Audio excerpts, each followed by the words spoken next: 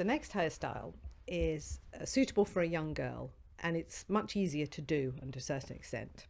And for this, you need some yarn to hold your hair up with, some scissors. We're not going to cut the hair though, we're only going to cut the string. And you need a blunt needle for which you can thread your yarn through. And a blunt needle is very important because we're going to sew the hair to the head. All follow the work of a great hairdresser called Janet Stevens.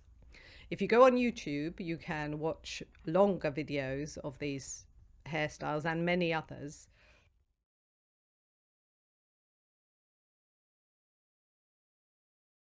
For this one, you divide the hair into 4 sections. You take a front piece from the crown of the head, and you take 2 side bits from the side of the head around the ears, and then 1 piece from the back of the head. Each of these 4 sections you're going to plait.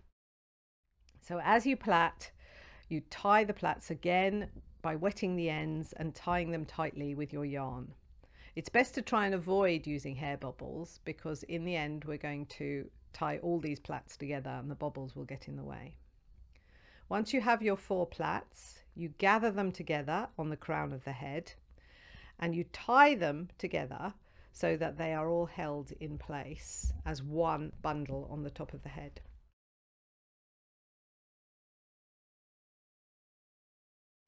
You can then sew this into the top of the head hair to hold it secure.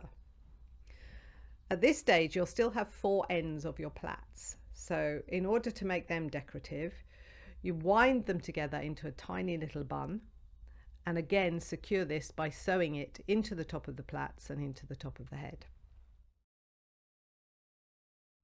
Again, this is quite a secure hairstyle and your child can probably run around in this all day. It's very common to see it on statues of young girls in the Roman Empire.